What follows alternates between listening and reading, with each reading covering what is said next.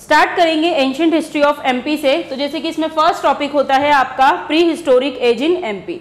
So first of all हम देखेंगे pre history और प्रोटो हिस्ट्री में डिफरेंस क्या होता है, बोलो what is pre history. Pre history का मतलब होता है जिसके कोई भी रिटन एविडेंसेस मौजूद नहीं है, बट स्टिल हमें उस पीरियड के बारे में पता चला, और वो कहाँ से पता चला, उसके कोई ना कोई दूसरे सोर्सेज या एविडेंसेस हमारे पास मौजूद थे। बट हम यहाँ पर क्या बोल रहे हैं, प्री हिस्ट्री और प्रोटो हिस्ट्री भी बोल रहे हो। प्रोटो हिस्ट्री का मतलब क्या होता है, रिटन एविडेंस अवेलेबल है but it can not be deciphered, but यहाँ से जो है रिटर्न की शुरुआत हो गई थी। तो प्रोटो हिस्ट्री की अगर हम बात करें तो उसमें आपका बहुत बड़ा पीरियड आएगा इंक्लूडिंग वैदिक सिविलाइजेशन, क्योंकि यहाँ पर रिटर्न की शुरुआत जो है वो हो चुकी थी। तो फर्स्ट ऑफ ऑल हम देखेंगे प्री हिस्ट्री से। प्री हिस्ट्री की अगर हम बात करें तो प्री हिस्ट्री मतलब यहाँ पर रिटर्न रिकॉर्ड तो नहीं थे बट अदर सोर्सेज अवेलेबल थे। तो उसके बेसिस पे इस पीरियड को हमने 3 पार्ट्स में बांटा है, जिसमें आपका फर्स्ट पार्ट आता है पेलियोलिथिक एज, देन सेकेंड आएगा आपका यहाँ पर mesolithic age, and third one will be neolithic age. अब इसमें एक शब्द बार बार निकल कर आ रहा है, दैट इज लिथिक। अब इस लिथिक की अगर हम बात करें तो लिथिक का मतलब होता है स्टोन, मतलब ये एक ऐसा पीरियड था जो पूरी तरीके से किसके इर्द गिर्द घूमता रहा, स्टोन्स के इर्द गिर्द घूमता रहा। और इसे हम यहाँ पर डील करेंगे इसके साइज के बेसिस पे कि इनिशियली जब इंसान को पत्थर मिला होगा तो बहुत बड़े साइज का पत्थर मिला होगा, उसको उसका वाइस यूज नहीं आता होगा, धीरे धीरे उसे समझ में आया इसको शार्प किया जाए, इसे कट किया जाए और हम इसे डिफरेंट यूज में भी ले सकते हैं। तो फर्स्ट पीरियड हमने यहाँ पर क्या बोला, पेलियोलिथिक, सेकेंड हमने बोला मेसोलिथिक, एंड थर्ड हमने बोला यहाँ पर नियोलिथिक। अब इसको टाइम पीरियड में भी डिवाइड करेंगे। तो अगर हम इसकी बात करें तो ये आएगा आपका 10 लाख से लेकर 10,000 BC तक, ये वाला आएगा आपका 10,000 BC से लेकर 7,000 BC तक, एंड ये वाला आएगा आपका 7,000 BC से लेकर 4,000 BC तक। तो ये रहेगा इसका टाइम पीरियड, और स्टोन के साइजेस और यूजेस के बेसिस पर हम इसको डिवाइड करेंगे। अब हम यहाँ पर देखेंगे पेलियोलिथिक साइट्स या पेलियोलिथिक पीरियड को। इसमें मैं मीजो या नियो की बात नहीं कर रही हूँ, सिर्फ और सिर्फ किसकी बात कर रही हूँ, पेलियो की बात कर रही हूँ। पेलियो को हमने देखा 10 लाख BC से लेकर कब तक चला, 10,000 BC तक। अब उसको भी 3 पार्ट में डिवाइड किया गया है, जिसके अंदर फर्स्ट पार्ट आपको यहाँ पर दिखेगा lower palaeolithic, second middle palaeolithic, then third upper palaeolithic. उसका टाइम पीरियड आपको यहाँ पर देखने को मिलेगा। अब इसमें क्या क्या चेंजेस हुए, सो फर्स्ट ऑफ ऑल हम यहाँ पर बात करेंगे ह्यूमन स्पीशीज की। ह्यूमन का साइंटिफिक नेम क्या होता है, होमो सेपियंस। जो प्रेजेंट में ह्यूमन है उसको हम होमो सेपियंस के नाम से जानते हैं, बट ह्यूमन की अलग अलग स्पीशीज आपको देखने को मिलेगी, अलग अलग तरीके से उसका ओरिजिनेशन हुआ है। तो अगर हम बात करें लोअर पेलियोलिथिक पीरियड की, तो इस टाइम पीरियड में जो ह्यूमन की स्पीशी आपको यहाँ पर देखने को मिलेगी उसे हम बोलेंगे निएंडरथल। ये स्पीशी यहाँ पर हुआ करती थी। आने वाले समय में थोड़ा सा और एडवांसमेंट होगा, उस ह्यूमन के अंदर थोड़े बॉडीली चेंजेस हुए और ये चेंज होकर हो गई आपकी होमो इरेक्टस, और इसके बाद ये फाइनली चेंज होकर हो जाएगी आपकी होमो सेपियंस। तो इस तरीके से आपको यहाँ पर ह्यूमन की स्पीशीज देखने को मिलेगी। अब भाई इंसान पहली बार धरती पर आया, उसको नहीं पता था मुझे क्या खाना है क्या नहीं खाना है। एग्रीकल्चर का इन्वेंशन तो लास्ट में जाकर होगा जब आपका नियोलिथिक पीरियड आ जाएगा। तो इस समय पे वो क्या करता होगा, तो इस समय पे वो मीट ईटिंग का वर्क करता था कि खाने में क्या खाना है, तो आप मांस को खा सकते हो, कोई भी पर्टिकुलर एनिमल दिख रहा है स्टोन से उसको मार दो और उसको क्या कर लो, खा लो। तो पेलियोलिथिक पीरियड के अंदर आपको फूड हैबिट्स में तीनों जगह पर मीट ईटिंग ही देखने को मिलेगा। नेक्स्टली अगर हम देखें कल्चर, तो क्या शुरुआत में उसको पता होगा कि मुझे सिविलाइज्ड मैनर में रहना है, घर बनाकर रहना है, नहीं। तो वो कैसा रहता था, तो यहाँ पर आपको उसका ट्राइबल कल्चर देखने को मिलेगा। ट्राइबल कल्चर नोमैडिक लाइफस्टाइल, मतलब वो लोग रहेंगे, झुंड बनाकर रहेंगे और एक जगह से दूसरी जगह पर मूव ऑन करते रहेंगे। नोमैडिक का मतलब क्या होता है, घुमक्कड़, एक जगह से दूसरी जगह घूमने वाला।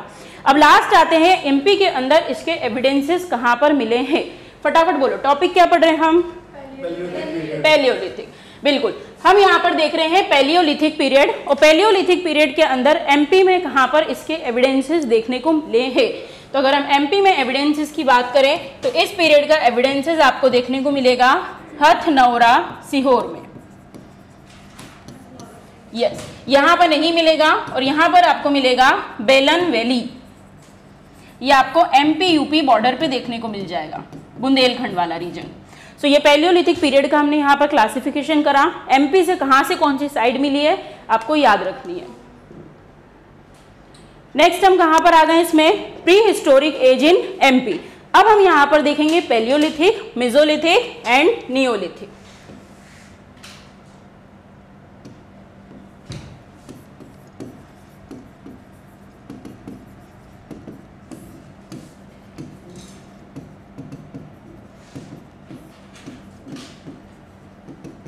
चलो, इंसान शुरू में झुंड में रहता था तो उसके पास क्या कोई घर वगैरह होता होगा रहने के लिए? कहाँ रहता होगा वो? गुफाओं में रहता था, बिल्कुल। तो आप बोल सकते हो शुरुआत में आपको वो कहाँ देखने को मिलेगा? गुफाओं में देखने को मिलेगा। मेजो में भी सेम चलेगा और आते आते जब एग्रीकल्चर का इन्वेंशन होगा तो वो एक सेटल्ड लाइफ को यहाँ पर जीने लगेगा।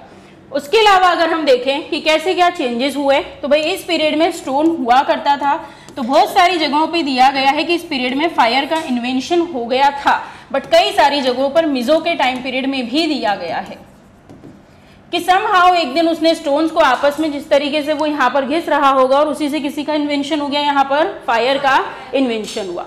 जब फायर का इन्वेंशन हुआ तो उसे नहीं पता था मुझे फायर को कैसे यूज करना है। घर में आपके स्टोव में फायर होता है, आप उसको कम ज्यादा कर लेते हो, आपको पता है कब उसको ज्यादा करना है कब कम करना है, बट उसको नहीं पता था। इट मीन्स उसे कंट्रोल्ड यूज ऑफ फायर नहीं पता था कि वो उसका क्या यूज ले सकता है और क्या यूज नहीं ले सकता है। नेक्स्टली अगर हम देखें कि और क्या चेंजेस हुए, तो यहाँ पर आपको याद रखना है कि इस समय में स्टोन से फायर का इन्वेंशन हो गया था। आने वाले समय में जो चेंजेस आए, अब यहाँ पर डोमेस्टिकेशन स्टार्ट हो चुका था। डोमेस्टिकेशन मतलब एनिमल की टेमिंग, पशुपालन यहाँ पर स्टार्ट हो गया था। फर्स्ट एनिमल जिसे टैम किया गया था वो कौन था? डॉग। आने वाले समय में और एडवांसमेंट आएगा और अब यहाँ पर जो है वो एग्रीकल्चर की शुरुआत हो जाएगी। एग्रीकल्चर के साथ साथ एक इन्वेंशन और होगा, that is invention of wheel. So agriculture और व्हील आपको कौन से पीरियड में देखने को मिलेंगे? नियोलिथिक में देखने को मिलेंगे। नेक्स्ट इसके अंदर आपको डिवाइडेशन करना है on the basis of size of stone, कि शुरुआती दौर में जो यहाँ पर स्टोन्स यूज किया जाते थे उनका साइज कैसा होता था? बहुत ही लार्जर होते थे। उनको नहीं पता था भाई इसको कैसे यूज करना है। मिजो मतलब हम कैसे स्टोन्स की बात कर रहे हैं? मिडिल साइज के या मीडियम साइज के। और नियो मतलब हम यहाँ पर बात कर रहे हैं माइक्रो साइज के। चलो, मेटल जैसा कुछ था क्या? फर्स्ट मेटल जिसका इन्वेंशन हुआ था वो कौन सा था? कॉपर। बट इस पीरियड के अंदर वो नहीं रहेगा। यहाँ पर हम किसकी बात कर रहे हैं? यहाँ पर लिथिक मतलब स्टोन एज की बात कर रहे हैं। सब कुछ यहाँ पर जो रहेगा वो किसके इर्द गिर्द घूमेगा? स्टोन के इर्द गिर्द घूमेगा। तो हमने सबसे पहले यहाँ पर जो है डिफरेंस देखे, जिसमें हमने देखा पैलियोलिथिक में साइज किसा है स्टोन का? बहुत बड़ा है। फिर मिजो में देखा हमने कैसा है? मीडियम। नियो में देखा कैसा है? माइक्रो हो गया।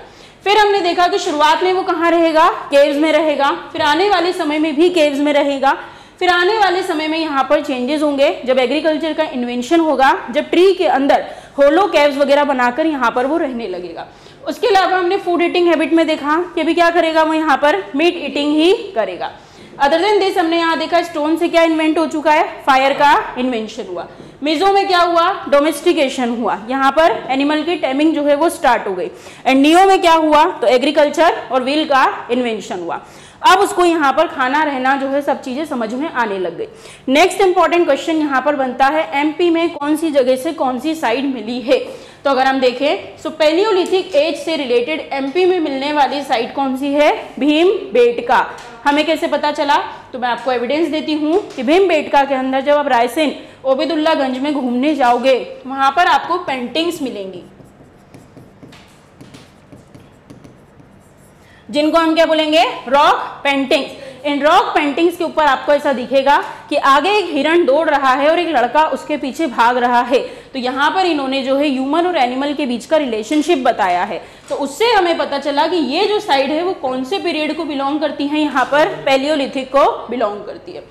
नेक्स्ट अगर हम बात करें यहाँ पर मेसोलिथिक पीरियड की, मेसोलिथिक पीरियड में क्या हुआ है? तो आदमगढ़ होशंगाबाद की अगर हम बात करें तो यहाँ पर आपको डोमेस्टिकेशन के एविडेंसेस देखने को मिलेंगे। एनिमल टैमिंग, तो यहाँ पर आपको याद रखना है आदमगढ़ कहाँ पर आता है, होशंगाबाद में आता है। थर्ड आपको देखना है नियोलिथिक। नियोलिथिक की अगर हम यहाँ पर बात करें तो नियोलिथिक साइट के एविडेंसेस कहाँ देखने को मिलेंगे, तो ये आपको देखने को मिलेंगे हटा। हटा आता है दमोह में। उसके बाद नेक्स्ट आपको देखने को मिलेगा संग्रामपुर वैली, ये भी आएगी दमोह में। नेक्स्ट है यहाँ पर मामा भांजा रॉक शेल्टर जो कि आएगा आपका पचमढ़ी में। तो ये आपको जो है नियोलिथिक साइट्स के एविडेंसेस देखने को मिलेंगे कहाँ पर, एमपी में, पचमढ़ी, मामा भांजा रॉक शेल्टर।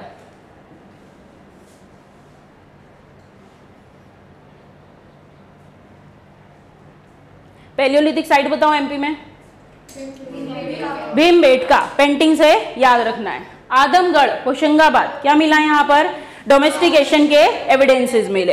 एंड लास्ट है आपका नियोलिथिक, इसमें आपको याद रखना है हटा एंड संग्रामपुर कहाँ आएगा, दमोह में आएगा। एंड मामा भांजा रॉक शेल्टर कहाँ पर आएगा आपका, पचमढ़ी में आएगा।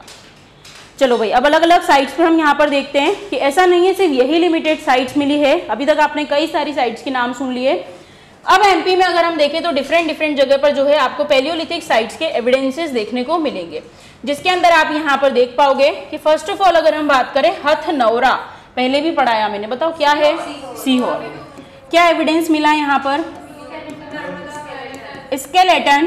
स्केलेटन भी नहीं, हम इसको ह्यूमन स्कल बोलेंगे कि यहाँ पर क्या मिला है, तो एक मानव की खोपड़ी आपको देखने को मिलेगी, ह्यूमन का स्कल देखने को मिलेगा। On the bank of Narmada मिला था, इस वजह से इसका नाम रखा गया है नर्मदा मैन। क्या नाम रखा गया है, नर्मदा मैन। तो यहाँ पर लार्जेस्ट स्कल ऑफ ह्यूमन जो है वो आपको देखने को मिलेगा। इसके पहले अगर मैं वर्ल्ड में बात करूँ तो ऑस्ट्रेलिया में मिला था और वो एक फीमेल का हुआ करता था और उसको नाम दिया गया था ल्यूसी। बट अगर हमारे एमपी में कहीं पर मिला है तो कहाँ मिला है, सीहोर में, हथनौरा में। क्या नाम दिया गया उसको, नर्मदा मैन, लार्जेस्ट स्कल।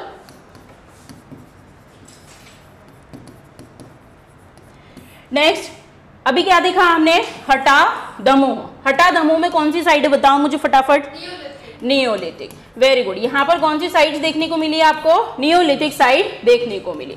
फिर यहाँ पर एमपी यूपी बॉर्डर में आपको देखने को मिलेगा बेलन वैली।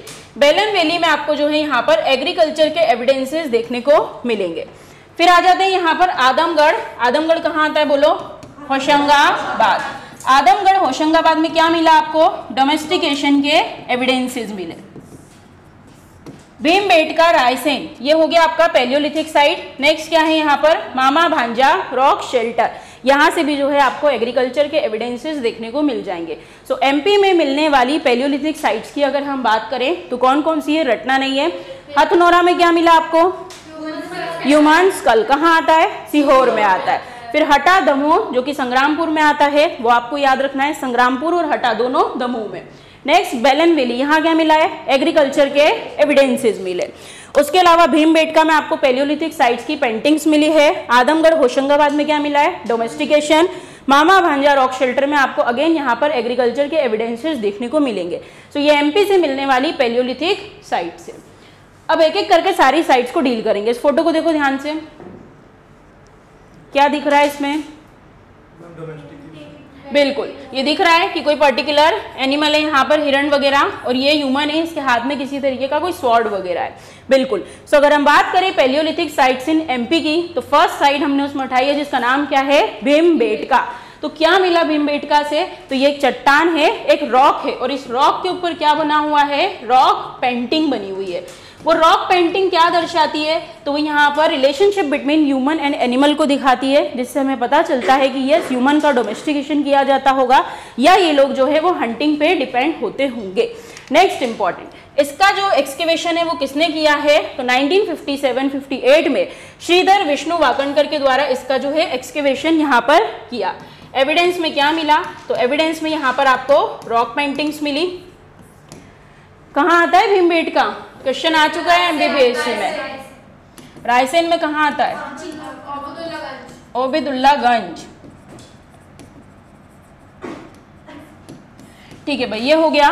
2003 के अंदर इसको कहाँ रजिस्टर्ड किया गया है, यूनेस्को में रजिस्टर्ड किया गया है, ये आपको याद रखना है। So this is all about Bhimbetka. चलो बोलो, किसने करा इसका एक्सकेवेशन, SV वाकणकर। क्या नाम है? श्रीधर विष्णु वाकणकर। वी से आपको याद रखना है, विष्णु वाकणकर ने क्या खोजा था? भीमबेटका खोजा था, जो कि ओबेदुल्लागंज में रॉक पेंटिंग्स मिली, हमने फोटो देख लिया। 2003 में कहाँ रजिस्टर्ड किया गया इसको? यूनेस्को में रजिस्टर्ड। चलो नेक्स्ट क्या है यहाँ पर देखो, आदमगढ़। नेक्स्ट आपको यहाँ पर दिख रहा है आदमगढ़। आदमगढ़ की अगर हम बात करें, आदमगढ़ कहाँ पर आएगा बोलो? होशंगाबाद में आएगा। क्या एविडेंसेस मिले हमको यहाँ से? डोमेस्टिकेशन के एविडेंसेस मिले कि एनिमल को पाला जाता था। 1964 में इसका एक्सकेवेशन किया है RV जोशी ने। आदमगढ़ नाम की जो पर्टिकुलर साइट है इसको माइक्रोलिथिक फैक्ट्री भी बोला जाता है। और ऐसे ही क्वेश्चन पूछते हैं कि वो कौन सी साइट है जिसको यहाँ पर माइक्रोलिथिक फैक्ट्री बोलते हैं? वो किसको बोलते हैं? आदमगढ़ को। और आदमगढ़ कहाँ पर आता है? होशंगाबाद में। नेक्स्ट ये देखो ह्यूमन स्कल कहाँ मिला है? हथनौरा सिहोरा में। कौन सी नदी के बैंक पे मिला है? नर्मदा नदी के बैंक पे मिला है। इसी वजह से इसको क्या नाम दिया गया है? नर्मदा मैन नाम दिया गया है। लार्जेस्ट स्कल मिला है। नेक्स्ट 1982 में ये जो पर्टिकुलर साइट थी इसकी डिस्कवरी किसने करी? अरुण सोनकिया ने की है। ये आपको याद रखना है। अभी तक हमने यहाँ पर सारी पैलियोलिथिक साइट देखी। अब उसके अलावा भी कुछ पैलियोलिथिक साइट है जिसके अंदर आप देखोगे धार में जो साइट मिली है उसका नाम क्या है? खलघाट। नेक्स्ट यहाँ पर जब हमने खरगोन पढ़ा था तो हमने देखा था वहां से 2 जगह मिली थी। बताओ मुझे कौन कौन सी? और नावदा टोली। Very good. तो यहाँ पर आपको क्या मिला है? कसरावद मिला है जो कि खरगोन में है। इसकी खोज किसने करी थी? HD सांकलिया ने। भीमबेटका किसने खोजा था? विष्णु वाकणकर ने खोजा था। उसके बाद हमने भी यहाँ पर देखा कसरावत को किसने खोजा है? HD सांकलिया ने। फिर हमने देखा लार्जेस्ट स्कल ऑफ ह्यूमन किसने खोजा है? अरुण सोनकिया ने। अरुण का भेजा लगा उसको खोजने में, ठीक है, अरुण सोनकिया ने। ये हो गया। सो खलघाट मिला है आपको धार में। कसरावद आपको पता है खरगोन में आता है। नावदा टोली भी खरगोन में आता है, बट वो पैलियोलिथिक साइट में नहीं आएगा। नेक्स्ट हम देखेंगे त्योंथर मिला है कहाँ पर? रीवा में। फिर आवरा कहाँ पर है? मंदसौर में। इसकी खोज किसने करी है? HV त्रिवेदी ने करी है। भीमबेटका और कायथा दोनों में एक ही नाम आएगा, that is SV Wakankar. Bhimbetka कहाँ आएगा? रायसेन में आएगा। रायसेन एकमात्र ऐसी डिस्ट्रिक्ट है जहां से 2 यूनेस्को साइट मिली है। कौन कौन सी? Very good. कायथा की अगर हम बात करें तो कायथा कहाँ आता है? उज्जैन में आता है। नेक्स्ट आपको सोन वैली देखने को मिलेगा। GR शर्मा ने डिस्कवरी करी है। नरसिंहपुर में शक्कर रिवर पे। करेली में भी आपको जो है यहाँ पर रॉक पेंटिंग्स देखने को मिल जाएगी। ये भी रिसेंट में डिस्कवर हुई है। तो ये अदर साइड्स है पैलियोलिथिक पीरियड से रिलेटेड।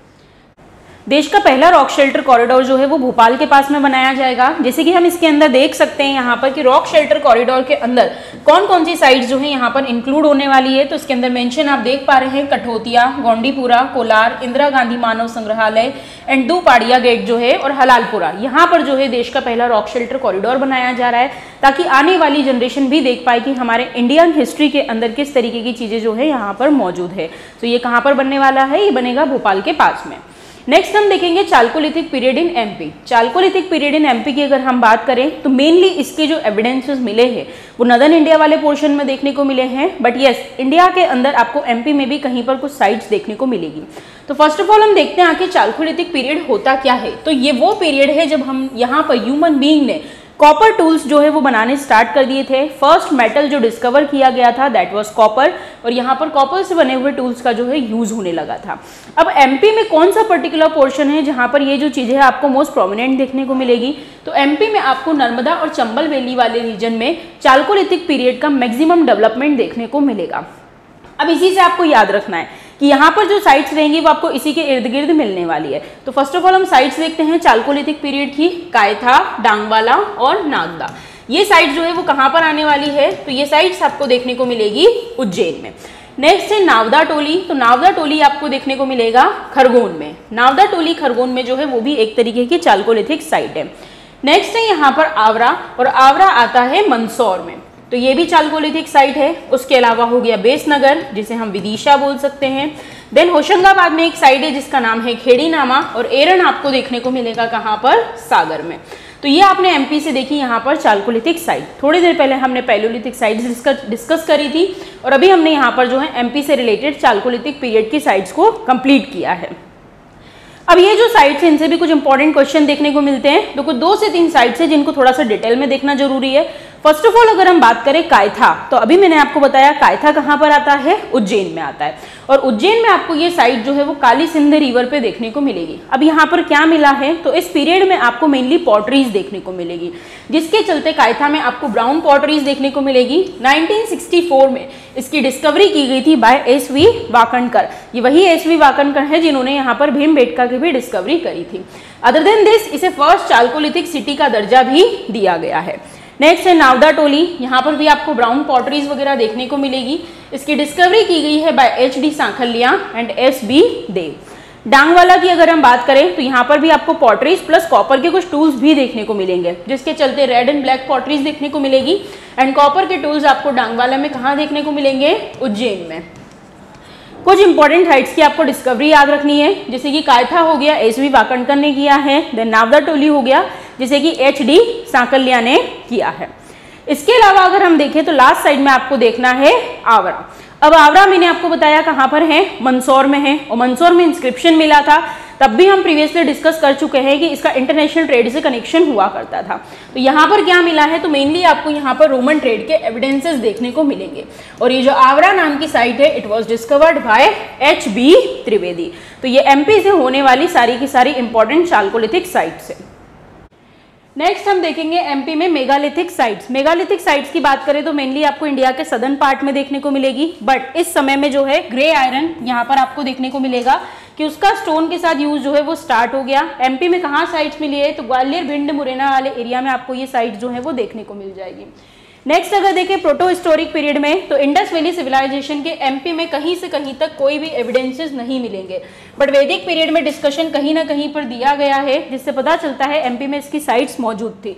जैसे लेटर वैदिक पीरियड में बताया गया है कि निषाद वाला जो एरिया है, मतलब प्रेजेंट डे अगर हम बात करें तो कहाँ की, ग्वालियर और शिवपुरी, इस एरिया में अनार्य लोग जो है वो निवास करते थे। और ये आर्य और अनार्य का कंसेप्ट कब आया था, वैदिक पीरियड में आया था। नेक्स्ट अगर हम देखें तो नाग डायनेस्टी के रूलर मुचुकुंद ने एक सिटी स्टैब्लिश करी थी जिसका नाम था मंदहाता, जिसको प्रेजेंट डे हम ओंकारेश्वर के नाम से जानते हैं। और ये भी कहाँ आता है, एमपी में। फिर हेय या फिर यादव वंश के महिष्मत रूलर ने महिष्मती मतलब कि प्रेजेंट डे महेश्वर कहाँ आएगा, खरगोन में, उसका एस्टेब्लिशमेंट किया है। जैसे कि रेवा नदी का डिस्कशन आपको दिखेगा शतपथ ब्राह्मण में। अदर देन दिस यहाँ पर चरमावती मतलब चंबल नदी, शुक्तिमती मतलब केन नदी का डिस्क्रिप्शन भी वैदिक पीरियड में मौजूद है। फिर बताया गया है हे रूलर अवंती हुआ करता था और उसी के नाम पर एक सिटी बनाई गई थी जिसका नाम क्या था, अवंती। तो वैदिक पीरियड में एमपी से मिलने वाले ये सब एविडेंसेस यहाँ पर मौजूद है। अब देखेंगे क्या यहाँ पर रामायण महाभारत का भी कोई डिस्कशन है, तो यस महाभारत आप सभी ने देखी है। अभी देखते क्या था, तो फर्स्ट ऑफ ऑल अगर हम बात करें रामायण पीरियड की, तो रामायण पीरियड में राम सीता वाला पीरियड है, तो इसके भी कई सारे एविडेंसेस देखने को मिलेंगे। फर्स्ट ऑफ ऑल अगर हम बात करें जो सीता हरण हुआ था वो आपको दंडकारण्य बस्तर वाला रीजन या फिर प्रेजेंट डे आप कहाँ बोल सकते हो, छत्तीसगढ़, इसके साक्ष्य आपको यहाँ देखने को मिलेंगे। उसके अलावा तमसा नदी मतलब मैं कौन सी नदी की बात कर रही हूँ, टोंस नदी की बात कर रही हूँ। तो यहाँ पर पता चला है कि वाल्मीकि आश्रम जो है वो मौजूद हुआ करता था जो हमारे एमपी में है। देन शबरी जो कि कोल जाति की हुआ करती थी, कोल ट्राइब की हुआ करती थी और उसने विंध्यन वाले एरिया में राम जी को यहाँ पर बेर खिलाए थे, तो वो भी हमारे एमपी की साइड है। अदर देन दिस अगर हम बात करें चित्रकूट जो है वो आपको देखने को मिलेगा। चित्रकूट के अंदर राम भरत मिलाप मिलेगा, हनुमान धारा, सीता कुंड, रामघाट, ये सब जो है आपको कहाँ देखने को मिल जाएगा, सतना में, चित्रकूट में।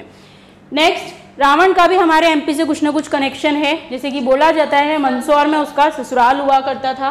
तो नॉट ओनली मंदसौर, मंदसौर में एक विलेज है जिसका नाम है रावण रुंदी विलेज, यहाँ पर उसकी शादी हुई थी, तो ये तो माना ही जाता है। उसके अलावा रावण से रिलेटेड और भी प्लेसेस हैं, लाइक अगर हम बात करें तो भात खेड़ी जो कहाँ आता है, शाहजहाँपुर में आता है। देन रावण विलेज कहाँ पर मौजूद है, विदिशा में। तो रावण से रिलेटेड 3 साइट्स आपको एमपी में देखने को मिलेगी। फर्स्ट वन इज रावण रुंदी विलेज, मंदसौर। नेक्स्ट कहाँ देखा हमने यहाँ पर, भात खेड़ी, शाहजहाँपुर। एंड नेक्स्ट हमने देखा रावण गांव कहाँ है, विदिशा में। तो this is all about Ramayan age. So MP में इतनी सारी साइट्स है, कहीं पर राम भरत मिलाप हुआ है, कहीं पर सीता हरण हुआ है, तो कुछ ना कुछ करना पड़ेगा।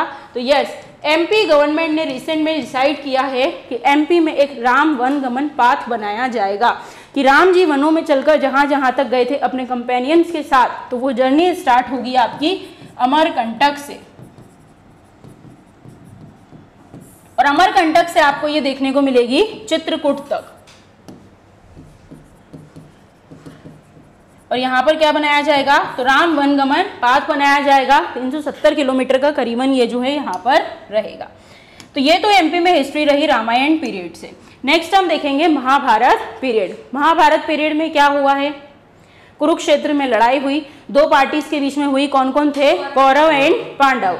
बिल्कुल, अब हम देखेंगे कि जब वो लोग लड़ रहे थे तो आप लोगों ने देखा होगा कभी किसी राजा का सपोर्ट ले रहे थे, कभी किसी का सपोर्ट ले रहे थे। तो कुछ लोग थे जिन्होंने कौरवों को सपोर्ट किया, कुछ थे जिन्होंने यहाँ पर पांडवों को सपोर्ट किया। सो आपको याद रखना है कि महाभारत एज में वो कौन से लोग थे जो पांडवों के साथ हुआ करते थे। तो यस, कहीं कहीं के रूलर आपको देखने को मिलेंगे जिसमें दर्शान मतलब हम किसकी बात कर रहे हैं, विदिशा, कारुष मतलब किसकी बात कर रहे हैं, बघेलखंड। उसके अलावा बात करें वत्स मतलब ग्वालियर, देन चेदी मतलब छतरपुर वाला रीजन। ये लोग जो है वो किसके साथ मिलकर फाइट कर रहे थे, पांडवों के साथ फाइट कर रहे थे। पांडवों का काफी अच्छा इतिहास मौजूद है हमारे एमपी में। जैसे कि एक जगह है जिसका नाम है सुहागपुरी या विराटपुरी के नाम से भी इसको जाना जाता है, शहडोल में। यहाँ पर क्या हुआ था, तो पांडवों ने जो यहाँ पर अज्ञातवास काटा था उसकी डिटेल आपको देखने को मिल जाएगी। चलो नेक्स्ट यहाँ पर कौन था कौरवों की तरफ से, तो महिष्मती, अवंती, विदर्भ और निषाद वाले रीजन के लोग। ये लोग किसकी तरफ से फाइट कर रहे थे, कौरवास की तरफ से फाइट कर रहे थे। तो महाभारत से रिलेटेड भी आपको एमपी में हिस्ट्री देखने को मिलेगी। नेक्स्ट यहाँ पर कुछ और जगह हैं जहाँ पर उनका कहीं ना कहीं कुछ कंट्रीब्यूशन रहा है। फर्स्ट ऑफ ऑल अगर देखें तो भीमबेटका रायसेन में, then Pandav waterfall and Pandav caves ये आपको पन्ना और पचमढ़ी में, देन यहाँ पर कुतुर कुंतलपुर जो कि आपको कहाँ देखने को मिलेगा, मुरैना में, विराटनगर नहीं मतलब किसकी बात कर रहे हैं, शहडोल की बात कर रहे हैं, जहाँ पर उन्होंने अपना अज्ञातवास भी काटा था।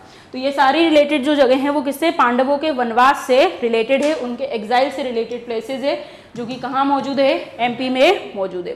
तो अभी तक हमने देखा पैलियोलिथिक साइट्स कहाँ मिली, चालकोलिथिक साइट्स, उसके बाद फिर हमने देखा इंडस वैली के कोई एविडेंस नहीं है, वैदिक पीरियड में क्या क्या डिस्क्रिप्शन रहा, देन उसके बाद हमने यहाँ पर देखा पौराणिक एज। पौराणिक एज में हमने बात करी रामायण का क्या डिस्कशन रहा, एंड यहाँ पर महाभारत का क्या क्या एविडेंसेस मौजूद है। अब हम आ जाएंगे किस पे, महाजनपद पीरियड पे। वैदिक पीरियड ओवर हुआ और यहीं से कई सारे जनपदों ने मिलकर क्या बना लिया, महाजनपद। हमको कैसे पता चला महाजनपद के बारे में, तो कई सारे टेक्स्ट यहाँ पर मौजूद है। जैसे बुद्धिस्ट टेक्स्ट की बात करूं तो उसमें क्या नाम आएगा, अंगोत्तर निकाय।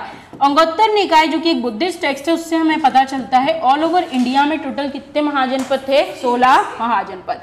फिर एक टेक्स्ट बुक आपको और देखने को मिलेगी जिसका नाम है भगवती सूत्र, और भगवती सूत्र से भी हमको महाजनपद की इंफॉर्मेशन देखने को मिली। उससे हमें पता चला एमपी में 2 महाजनपद हुआ करते थे, जिसमें कि एक कहाँ पर था, अवंती, और दूसरे का नाम क्या है, चेदी। चेदी की अगर हम बात करें तो इसकी क्या कैपिटल हुआ करती थी, शुक्तिमती, जो कि केन नदी के ऊपर मौजूद हुआ करती थी बुंदेलखंड वाले एरिया में। अदर देन दिस अगर हम देखें तो ये आपको ऊपर यमुना नदी एंड विंध्यन के बीच वाला एरिया देखने को मिल जाएगा। फिर मेनली हुआ करता था अवंती। अवंती में आपको देखने को मिलेगा, अवंती जो है वो 2 पार्ट में उसकी कैपिटल्स डिवाइड होती थी, एक था नदन अवंती और एक था सदन। नदन और सदन दोनों की कैपिटल्स डिफरेंट थी। लाइक नदन अवंती की कैपिटल क्या हुआ करती थी, उज्जैनी, ये सब पढ़ा है ना महाजनपद में। फिर और सदन की क्या हुआ करती थी, महिष्मती। दोनों महाजनपदों के बीच में, दोनों मतलब किसकी बात कर रही हूं मैं, अवंती और चेदी, इन दोनों के बीच में एक नदी बहती थी जिसको बोलते थे बेतवा नदी, या उस जमाने में उसे वेत्रवती के नाम से भी बुलाया जाता था। क्या बोलते थे, वेत्रवती। बात करें बेतवा की तो बेतवा नदी आपको कहाँ से देखती हुई निकलेगी, कहाँ से निकलती है, रायसेन। रायसेन में एक गांव है जिसका नाम है कुम्हरा गांव। तो कुम्हरा गांव रायसेन से ये निकलती है एंड फाइनली ऊपर की ओर होते हुए हमीरपुर यूपी में जाके क्या हो जाती है, मिल जाती है। तो यहाँ पर आपको दोनों महाजनपद के बीच में कौन सी नदी देखने को मिलेगी, बेतवा नदी। तो महाजनपद पीरियड में यहाँ पर ये तो दो मेन डिस्क्रिप्शन हुए। अब इनके राजा महाराजाओं के बारे में देख लेते हैं कि बात करें अवंती की, तो अवंती में आपको देखने को मिलेगा कि अवंती महाजनपद दो नदियों के बीच में होगा। पहला कौन सा है, चंबल, और दूसरी कौन सी है, नर्मदा। ठीक है भाई, अगर मैं बात करूं यहाँ पर अवंती की, तो नर्मदा तो आपको नीचे देखने को मिलेगी, बट इंदौर से कौन सी नदी निकलती हुई दिखती है आपको, चंबल। तो ये जो महाजनपद है ये दो नदियों के बीच में हुआ करता था, चंबल एंड नर्मदा। नेक्स्ट अगर हम देखें, दो पार्ट में था, अभी हमने देखा नॉर्थ की क्या थी कैपिटल, उज्जैनी, साउथ की क्या थी, महिष्मती। बहुत बढ़िया। उसके अलावा अगर हम बात करें तो यहाँ पर बिंबिसार से भी उसके अच्छे रिलेशन हुआ करते थे, जिसके चलते उसने अवंती के रूलर जिसका नाम क्या था, चंड प्रद्योत, उसके लिए अपना एक पर्सनल फिजिशियन भेजा था जिसका नाम क्या था, जीवक। एंड ये जो चंड प्रद्योत है वो किसके पैरेलल हुआ करता था, बुद्ध के पैरेलल भी हुआ करता था। Other than this Chand Pradyot के बाद यहाँ पर अलग रूलर आएंगे जिसमें आपको देखने को मिलेगा पलक हो गया, विश्वक युद्ध, अजक, नंदीवर्धन एटसेट्रा। ऐसा माना जाता है यहाँ पर स्कंद पुराण के अकॉर्डिंग कि उज्जैन जो है उस समय में कई सारी चीज़ों का सेंटर हुआ करता था, जैसे कि ट्रेड हो गया, साइंस हो गया, लिटरेचर हो गया, हर चीज़ से ये जो है परिपूर्ण हुआ करता था। अब जैसे कि हमने देखा महाजनपद किससे बनता है, कई सारे जनपदों से बनता है, बहुत सारे जनपद मिले और उन्होंने मिलकर क्या बनाया, महाजनपद। तो अवंती एक महाजनपद है, मतलब उसके अंदर कोई ना कोई जनपद आते होंगे, तो जो जनपद उसमें आते थे उसमें उनका नाम क्या था, वत्स, मतलब ग्वालियर। नेक्स्ट क्या है, हनु, मतलब निमाड़। नेक्स्ट क्या है, नलपुर, मतलब शिवपुरी। नेक्स्ट महाजनपद कौन सा है, चेदी महाजनपद। चेदी महाजनपद की अगर हम बात करें तो विंध्यन और यहाँ पर यमुना नदी के बीच में देखने को मिलेगा। वेत्रवती नदी दोनों महाजनपद के बीच से निकलती है। इसकी जो कैपिटल थी उसका नाम क्या है, शुक्तिमती। वो कौन सी नदी पर सिचुएटेड थी, केन नदी पर। इसमें आने वाले महाजनपद की हम बात करें तो जैसे कि दर्शान मतलब कि विदिशा हो गया, तुंडीकर किसको बोला जाता है, दमोह को बोला जाता है, एंड एरन मतलब कि सागर, और उसी को स्वभोग नगरी भी बोला गया है समुद्रगुप्त के टाइम पीरियड में। तो ये जो थे महाजनपद। अभी हमने थोड़ी देर पहले यहाँ पर रामायण देखी, तो रामायण से रिलेटेड मैंने आपको बताया यहाँ क्या बनेगा, राम वन गमन पथ। जिस जिस जगह पर उनका जो भी ओरिजिन रहा है, जैसे कि सीता हरण हमने कहाँ पर देखा, दंड कारण्य में देखा, फिर हमने देखा राम भरत मिलाप वगैरह चीजें। तो ये पूरी जर्नी पे बेस्ड जो है ये आपको देखने को मिलेगा। कहाँ से स्टार्ट होगा, अमरकंटक से, और कहाँ एंड होगा, चित्रकूट में। नेक्स्ट क्या दिख रहा है यहाँ पर, एक वॉच दिख रही है, बिल्कुल। तो दुनिया की ऐसी पहली घड़ी बनाई जा रही है जिसे वैदिक घड़ी बोला गया है, और ये कहाँ पर स्टैब्लिश होगी, उज्जैन में स्टैब्लिश होगी। इस घड़ी के अंदर आपको सारे लग्न मुहूर्त वगैरह जो है वो देखने को मिल जाएंगे। इसमें जो 24 घंटे हैं उनको 30 मुहूर्त में या 30 घटियों के अंदर बांटा गया है। ग्रीनविच पैटर्न पे जो है ये बनी हुई है। कब बनाई गई है ये, 2 अप्रैल 2022 को।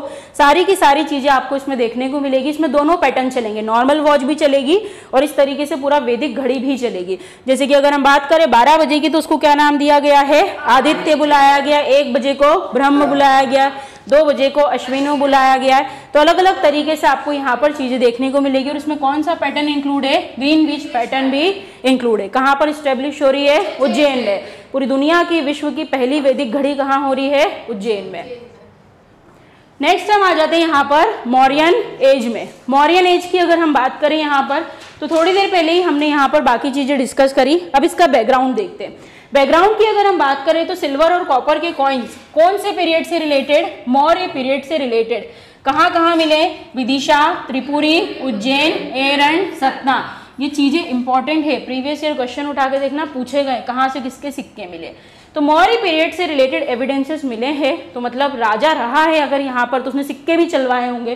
तो कहाँ देखने को मिलेंगे, विदिशा, त्रिपुरी, उज्जैन, एरन एंड सतना। और क्या इतिहास है यहाँ पर, तो अशोक जो है यहाँ पर 11 साल तक क्या रहा, गवर्नर रहा। 11 साल तक जो है अशोक यहाँ पर गवर्नर रहा। एंड उसके बाद अगर हम बात करें तो अशोक जब उज्जैन में मौजूद था तब उसने विदिशा में एक लड़की से यहाँ पर जो है शादी करी, जिसका नाम क्या था, महादेवी, जो एक व्यापारी की बेटी हुआ करती थी। एंड इसी से इसको 2 बच्चे हुए थे, जिसमें एक का नाम क्या था, Mahendra, and second one was Sanghamitra. और इन्हीं दोनों बच्चों को उसने कहाँ भेजा था? श्रीलंका भेजा था बुद्ध धर्म के प्रचार प्रसार के लिए। तो 11 साल तक वो यहाँ पर रहा। अभी बीवी से उसने शादी करी है तो उसके कहने पे कुछ ना कुछ भी करेगा। तो महादेवी के कहने पर उसने क्या बनवाया? सांची का स्तूप। और एक जगह और बनवाई जिसका नाम क्या है? वैश्य टेकरी। और ये वैश्य टेकरी आता है आपके उज्जैन में। नेक्स्ट अगर हम देखें Mauryan inscription, most important, MP से मिलने वाले मौर्यन इंस्क्रिप्शन कौन कौन से? तो फर्स्ट हमने कौन सा देखा? रूपनाथ। रूपनाथ इंस्क्रिप्शन जो है वो आपको कहाँ देखने को मिलेगा? कटनी में देखने को मिलेगा, बहोरी बंद में। यहाँ पर पता चलता है कि अशोक जो है उसने एक्सेप्ट किया था कि मैं कौन से रिलीजन को बिलोंग करता हूँ? बुद्धिज्म को बिलोंग करता हूँ। नेक्स्ट इंस्क्रिप्शन आपको एमपी में उसका देखने को मिलेगा, गुर्जरा दतिया में। रूपनाथ कहाँ पर देखने को मिलेगा? कटनी। गुर्जरा कहाँ देखने को मिलेगा? दतिया। क्या खास है इसमें? हाँ बिल्कुल, इसके अंदर आपको देखने को मिलेगा गुर्जरा दतिया इंस्क्रिप्शन की हम बात करें, जम्बूद्वीप का डिस्क्रिप्शन है। फिर उसके अलावा इसको सिद्धों की प्लेस भी बोला गया है। अदर देन दिस यहाँ पर अशोक का नाम, अशोक तो लिखा है, साथ ही साथ देव नाम प्रियदर्शी भी लिखा है। मतलब पहला इंस्क्रिप्शन था जिसमें देखने को मिला कि मैं अशोक देव नाम प्रियदर्शी। तो इस वजह से हमें पता चला कि जिन जिन इंस्क्रिप्शन में देव नाम प्रियदर्शी लिखा है वो किसका है? अशोक का है। तो पूरे ऑल ओवर इंडिया में मात्र ऐसे 4 इंस्क्रिप्शन मिले जिसमें अशोक का नाम अशोक है, जिसमें से एक हमारे एमपी में है, कहाँ पर? गुर्जरा दतिया में। और बाकी 3 कौन कौन से? कर्नाटक में। कौन कौन से बोलो? मस्की, देन नेटूर, देन उदय गोलान। तो ये 4 इंस्क्रिप्शन टोटल मिले हैं जिसमें इसका नाम क्या दिया गया है? अशोक दिया गया। तो ये हुए इसके 2 important inscription. Other than this अगर हम बात करें तो नेक्स्ट आपको कौन सा इंस्क्रिप्शन देखने को मिलेगा? इसका सांची का इंस्क्रिप्शन। सांची इंस्क्रिप्शन में भी इसकी इंफॉर्मेशन दी हुई है। देन नेक्स्ट आपको देखने को मिलेगा कसरावत। कहाँ आता है कसरावत? खरगोन में। अब आपको जगह याद हो जानी चाहिए। नेक्स्ट कौन सी है? काली तलाई, जबलपुर। सो मौर्य पीरियड से रिलेटेड इंस्क्रिप्शन एमपी में कौन कौन से हैं? तो 2 तो ऊपर के बिल्कुल बाय हार्ट कर लो। कौन सा है? रूपनाथ, कटनी, बहोरी बंद। नेक्स्ट क्या है? गुर्जरा दतिया। नेक्स्ट कहाँ है? सांची में। एंड देन कसरावत और काली तलाई, जबलपुर। अपनी वाइफ के कहने पर उसने 2 जगह बनवाई थी। कौन कौन सी? And Vysya Tekri and Sanchi स्तूप। वैश्य टेकरी कहाँ पर है? उज्जैन में। Very good. अब हम आ जाते हैं मौर्य स्तूपास से कि एमपी में यहाँ पर मौर्य पीरियड से रिलेटेड कौन कौन से स्तूपास ले। देखिए हमें सांची पता होता है बट ऐसा नहीं है। सबसे पहले हम देखेंगे स्तूपास होते क्या हैं और क्या इनमें डिफरेंसेस है। क्या रखते हैं स्तूपास में? बिल्कुल, उनके रिमेनिंग्स बोल सकते हो, रेलिक्स बोल सकते हो, अस्थियां। तो सबसे पहले हमें यही देखना है कि इनका स्ट्रक्चर कैसा होता है। तो जैसे हम हमारे मंदिरों में देखते हैं सबसे ऊपर ध्वज होता है, कलश होता है, एटसेट्रा। तो इनके ऊपर जो सबसे टॉप पे चीज होती है उसको क्या बोलते हैं?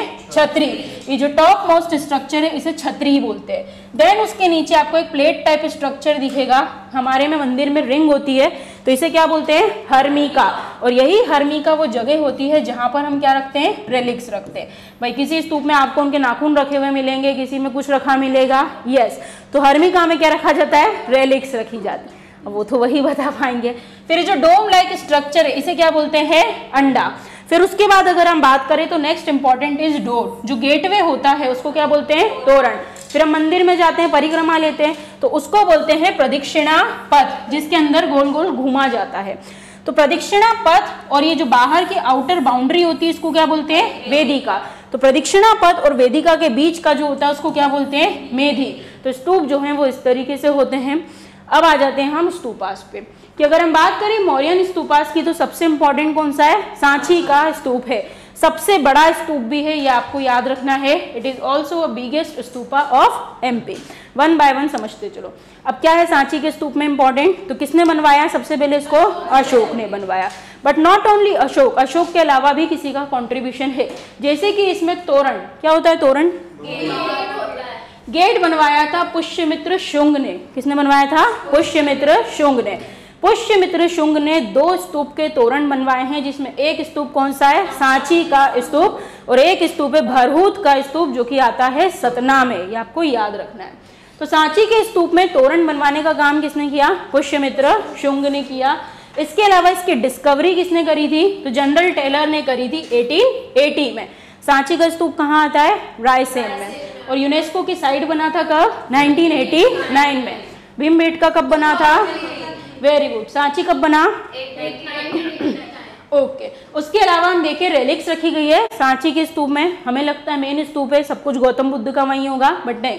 उनके दो शिष्य थे जिनका नाम था मोग्दलायन और सारीपुत्र। इन दोनों की अस्थियां रखी है कहाँ पर? सांची के स्तूप में रखी। जिस पार्ट में रखी उसको क्या बोलते हैं? हर्मिका। कहाँ होता है हर्मिका? टॉप में होता है। एमपी का सबसे बड़ा स्तूप कौन सा है? सांची का स्तूप। जो किसने बनवाया? अशोक ने। उसका तोरण किसने बनवाया? पुष्यमित्र शुंग ने। उसने एक तोरण और बनवाया है, भरहुत का स्तूप, जो कहाँ आता है? सतना में। तो आपको लग रहा होगा पुष्यमित्र शुंग जो है वो यहाँ पर बुद्ध धर्म को बहुत प्रमोट कर रहा है, तो उसको लेकर कई सारी कंट्रोवर्सीज हैं। बताया जाता है उसने कई सारे बुद्धिस्ट मॉन्यूमेंट को डिस्ट्रक्ट भी करवाया था। कई सारे बुद्धिस्टों को, जो बुद्धिस्ट भिक्षु होते थे, उनको कटवाकर उसने सरयू नदी में भी फिकवा दिया था। बट कुछ लोगों का कहना है कि नहीं, उसने यहाँ पर चीज़ों को रिकंस्ट्रक्ट भी करवाया है। तो मौर्य पीरियड से रिलेटेड पहला इंपॉर्टेंट स्तूप हमने कौन सा देखा? सांची का स्तूप। नेक्स्ट आ जाते हम भरहुत का स्तूप। कहाँ है भरहुत? सतना में। Very good. अभी हमने देखा उसके बारे में कि उसका तोरण उसने बनवाया। अब नेक्स्ट इसका डिस्कवरी किसने करी है? Alexander Cunningham. सांची के स्तूप की डिस्कवरी किसने करी है? General Taylor. Very good. Bharhut की किसने करी है? Alexander Cunningham. आर्कियोलॉजिकल डिपार्टमेंट के हेड हुआ करते थे, याद करो हमने पढ़ा था। नेक्स्ट कौन सा है? तुमेन का स्तूप। कहाँ आता है? अशोकनगर। Very good. सो यहाँ पर नेक्स्ट स्तूप आपको कहाँ देखने को मिलेगा? अशोकनगर, जो कि कहाँ क्या बोलते हैं हम? तुमेन का स्तूप बोलते हैं। नेक्स्ट वैश्य टेकरी कहाँ पर है? उज्जैन में। नेक्स्ट देवर कोठार कहाँ आएगा? रीवा में। देन सतधारा, सोनारी और अंधेर, ये कहाँ पर आएगा? रायसेन में। पढ़ो एक बार फटाफट।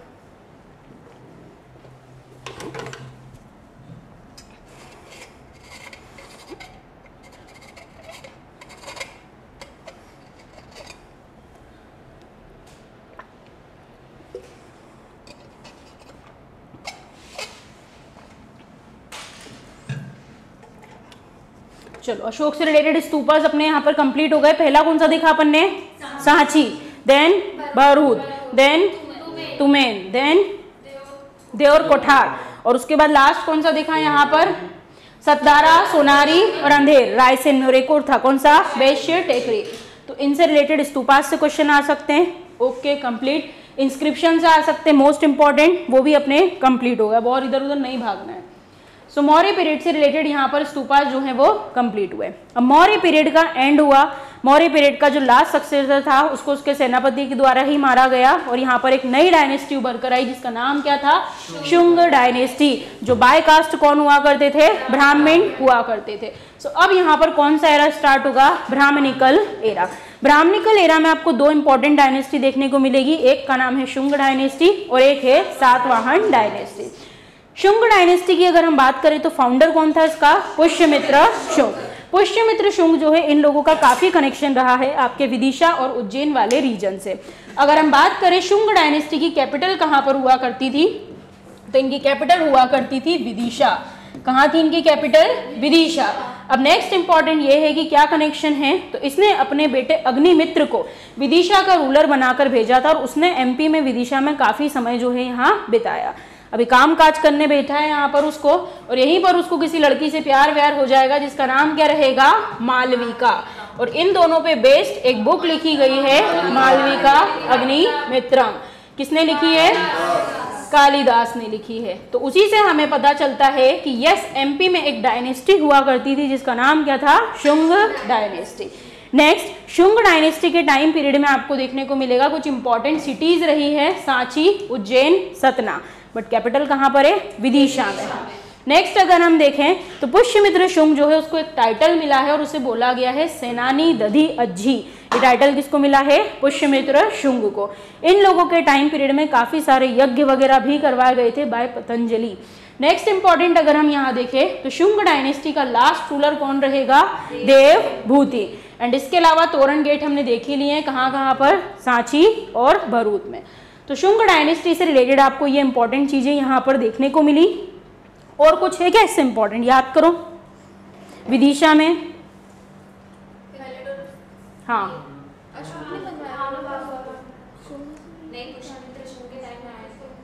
शुंग डायनेस्टी का 9th रूलर था जिसका नाम क्या था? भागभद्र। उस भागभद्र के टाइम पीरियड में एक ग्रीक एम्बेसडर इंडिया में आया था जिसका नाम क्या था? हेलियोडोरस, जिसको तक्षशिला के एक रूलर ने भेजा था और वो विदिशा में आया और यहाँ पर वैष्णव धर्म से, भागवत धर्म से बहुत इन्फ्लुएंस हुआ, एक विष्णु टेम्पल बनवाया और उसी के बाहर क्या बनवाया उसने? यहाँ पर गरुड़ स्तंभ, गरुड़ पिलर, जिसको लोकल लैंग्वेज में खाम बाबा के नाम से भी जाना जाता है। तो वो भी किसका इतिहास है? यहाँ पर शुंग डायनेस्टी का इतिहास है। नेक्स्ट ब्राह्मणिकल डायनेस्टी में क्या देखने को मिलेगा आपको? सातवाहन डायनेस्टी। सातवाहन डायनेस्टी का फाउंडर कौन हुआ करता था? सिमुग। इनके जो कॉइन्स है वो एमपी में आपको त्रिपुरी मतलब कि जबलपुर वाला एरिया हो गया, देवास, उज्जैन और विदिशा से देखने को मिलेंगे। ये जो डायनेस्टी है इसे मैट्रियार्कल डायनेस्टी भी बोला जाता है। इसमें जितने भी रूलर्स के नाम देखने को मिलेंगे अपनी मदर के साथ एसोसिएटेड देखने को मिलेंगे। जैसे गौतमी पुत्र सातकर्णी मतलब उसकी मदर का नाम क्या है? गौतमी। वशिष्ठी पुत्र सातकर्णी मतलब उसकी मदर का नाम क्या है? वशिष्ठी। तो ये जो डायनेस्टी है ऐसी हुआ करती थी। इन लोगों ने पहली बार लैंड डोनेशन का सिस्टम चलाया था कि जो जमीन में ब्राह्मणों को दान देने वाला कल्चर है वो कौन लाया था? सातवाहन लाए थे। अदर देन दिस इनका इतना ज़्यादा प्रोमिनेंस हुआ करता था महाराष्ट्र वाले एरिया में, किसकी मदर ने स्टेटमेंट दिया था कि मेरे बेटे का घोड़ा जो है वो 3 समुद्रों का पानी पीता है। समझ रहे हो? इंडिया का जो नीचे वाला पूरा एरिया है वो कैप्चर कर रखा है। तो जो गौतमी पुत्र सातकर्णी था उसने यहाँ पर शीशे के या लेड के क्या चलवाए हैं? सिक्के चलवाए हैं। ये लोग जो है महाराष्ट्र वाले रीजन में बैठे हैं और ऊपर का और कवर कर रखा है एमपी से लगा हुआ। तो बोला जाता है कि नॉर्थ और साउथ इंडिया के बीच में ये लोग किसका काम करते थे? ब्रिज का काम करते थे। अजंता एलोरा में जो केव्स है उसमें से कुछ केव्स जो है वो किसके द्वारा बनवाई गई है? सातवाहन डायनेस्टी के द्वारा बनवाई गई है।